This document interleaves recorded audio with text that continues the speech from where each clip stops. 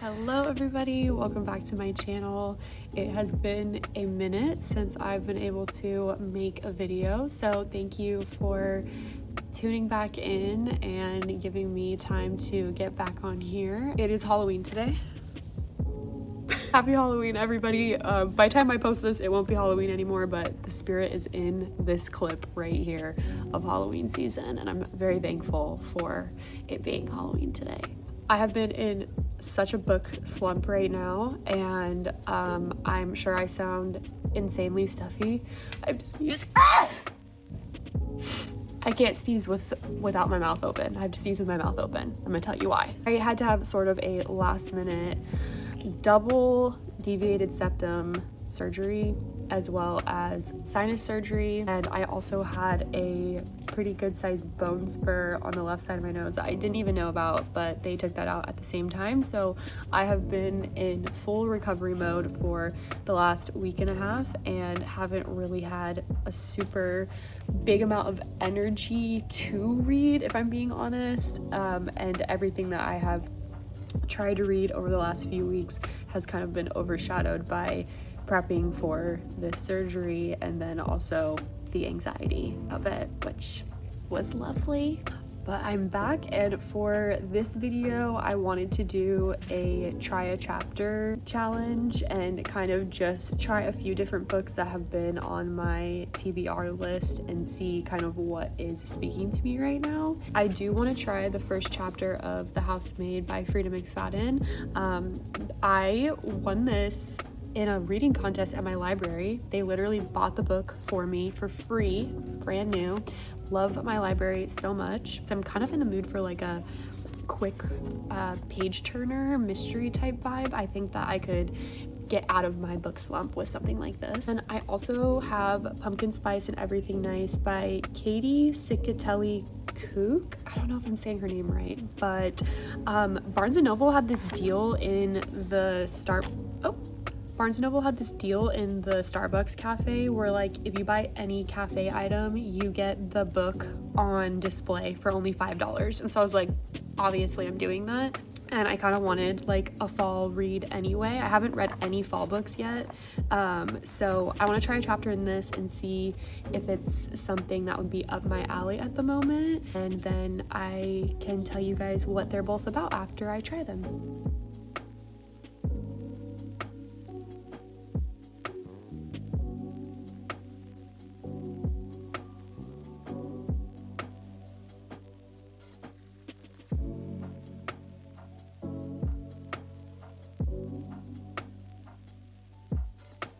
Okay, I just finished chapter 1 of The Housemaid. I really like it. It's definitely what I'm looking for right now. So I'm going to keep reading this. It's perfect to start on Halloween anyway. I'm going to try a chapter now in Pumpkin Spice and Everything Nice.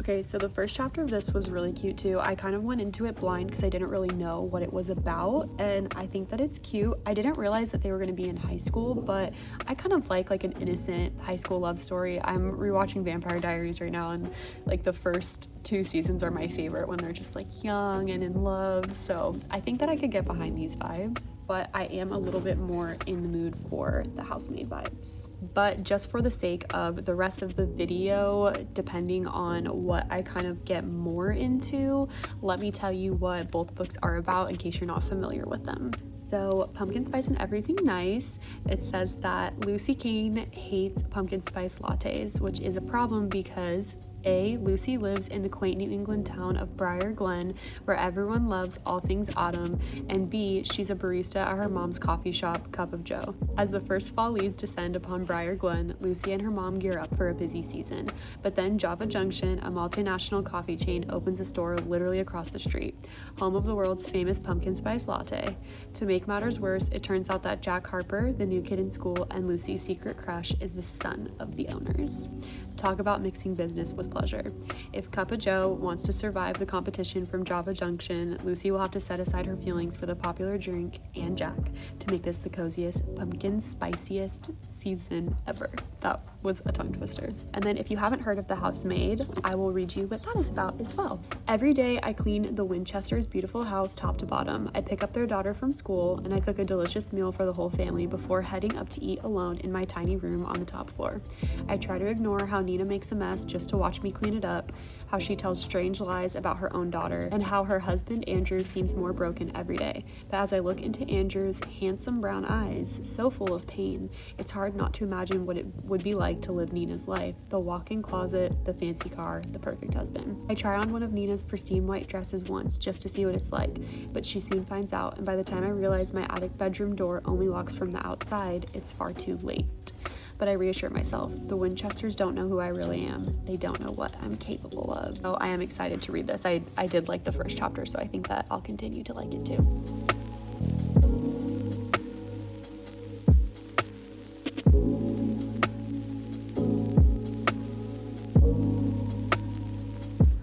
Okay, I'm on page 48 of The Housemaid and I'm liking where it's going and I'm getting through it pretty quickly. The wife of the household that the main character just took the job at to be their housemaid, the wife is Nina and she is so scary. Like her personality changes are so abrupt and just bizarre, and I hope Millie, our main character, sticks up for herself eventually because this lady just started being her employer and she's already a psycho.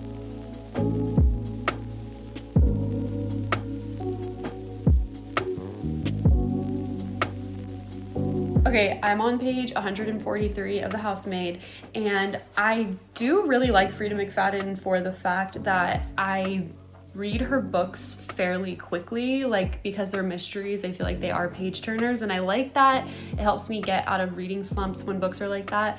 But something that I'm noticing about her, because this is the second book I've read by her, and this is the exact same situation as the first book, and why I didn't like the first book I read by her, which was The Boyfriend. Her female main characters are so freaking dumb to me. Like, these women are the opposite of female empowerment to me, especially in like thriller, mystery, kind of horror genres. I really like a smart female main character, and even if they make mistakes or they have like fatal character flaws that makes you kind of dislike them, like I like a dislikable main character. It's not that, it's the fact that they are dumb. Every time the main character Millie does something, I'm just like, do you not understand what's happening right now? Or do you not think that maybe your actions are going to give you even worse consequences than you're already dealing with? So that was a huge reason why I didn't want to read more Frida McFadden books after I read The Boyfriend last year, because I was like, I absolutely could not stand that main character. She was dumb as a box of rocks, whatever the saying is. Now I will say with The Boyfriend, that main character had no excuse for how unaware and unobservant she was.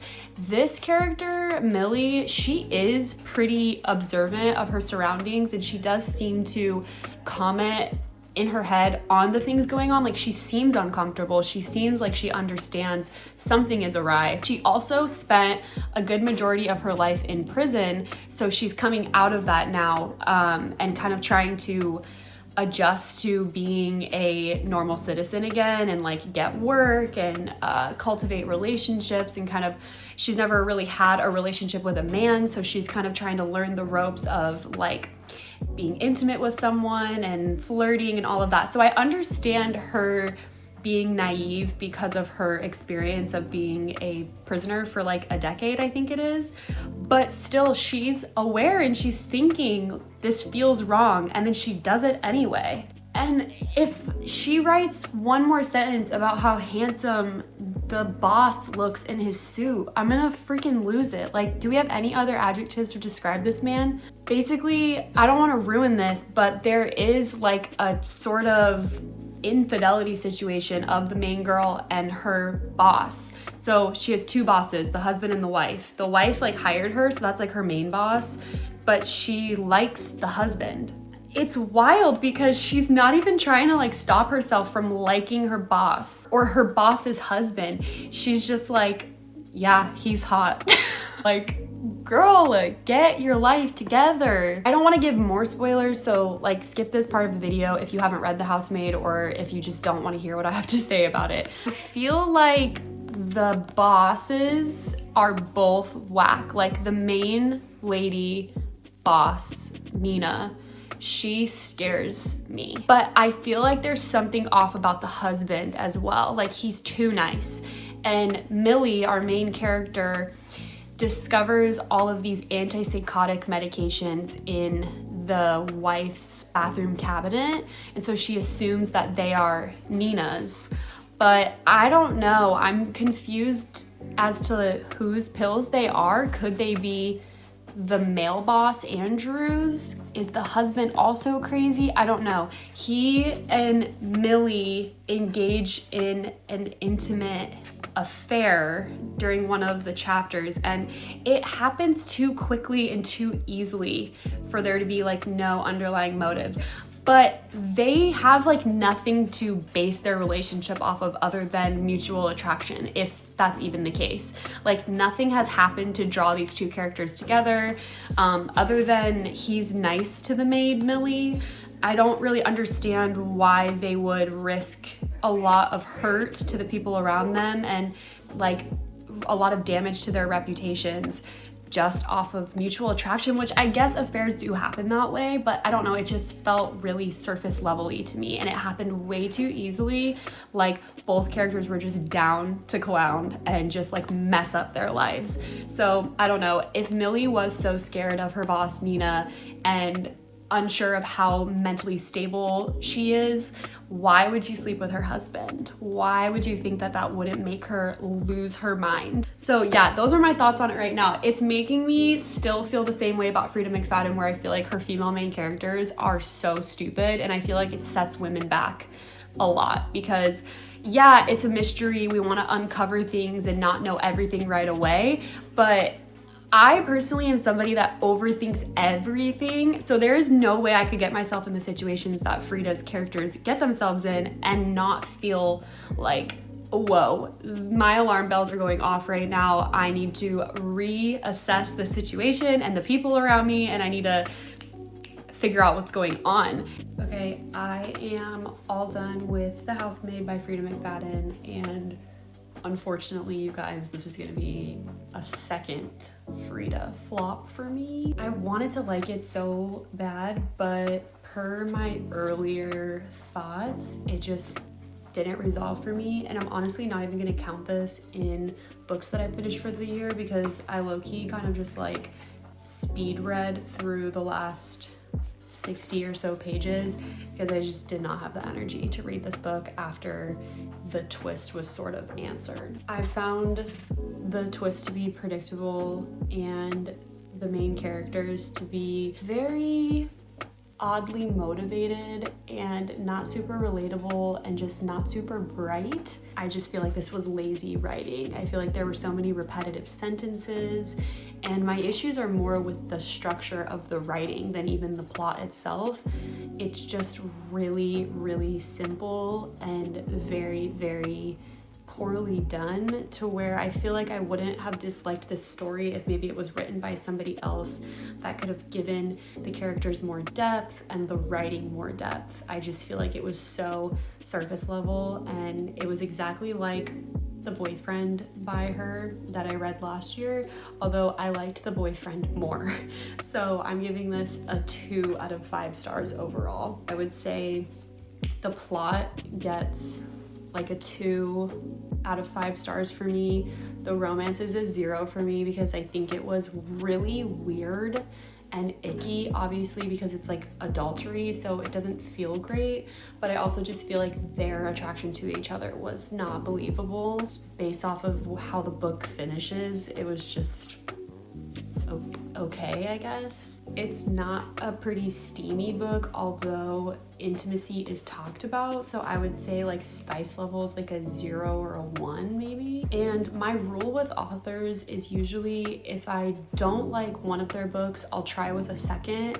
If I don't like the second one either, I don't usually try them anymore. People keep telling me to read her other book. I think it's called Never Lie. So I will maybe try that one out, but I'm not gonna spend money on it in case I don't like it again, since this was my second flop by her. But I did pick up this beautiful copy of Wuthering Heights, and I'm trying to finish it soon so that I can be done with it before the movie comes out on Valentine's Day of this coming year. So I definitely will be done with it by then. It is kind of hard for me to read classic literature, but I am trying to get into it more, and I'm enjoying it so far. I think I'm on like page 30. It's just such a beautiful copy, so I had to get it. And I will be talking about this in my 2025 year of reading wrap up. I will be talking about every book that I read this year, with whether or not I recommend it, my sort of last minute thoughts on each one, and my reading goals and hopes for 2026. So thank you guys so much for watching this cute little reading vlog. Thanks for being patient with me while I recovered from my surgery and got back into the swing of reading and posting. I just posted my winter hopefuls today, so I am really excited to get into those new books soon. And I hope that you'll stick along on this journey with me. Oh, Bram hopes that you'll stay too. Thank you so much for watching. Bye.